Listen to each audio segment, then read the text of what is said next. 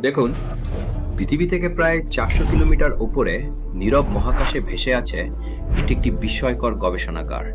এর নাম international space station, সংক্ষেপে IASS। এই স্টেশনটি প্রতি ৯০ মিনিটে একবার করে পৃথিবীকে প্রদক্ষিণ করে। মানে, একদিনে এখানে প্রায় ১৬ বার সূর্যোদয় এবং ১৬ বার সূর্যাস্ত হয়।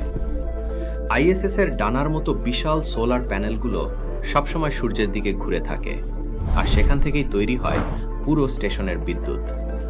আসলে আইএসএস হলো মহাকাশের সবচেয়ে বড় ভাসমান গবেষণাগার।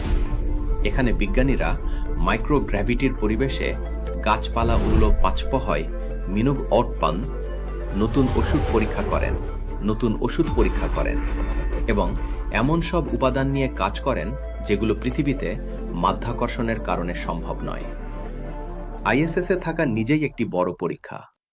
মহাকাশচারীদের খেতে হয় বিশেষভাবে তৈরি খাবার, প্রতিদিন করতে হয় নিয়মিত ব্যায়াম, আর ঘুমের সময়সূচিও খুব কড়াভাবে মেনে চলে।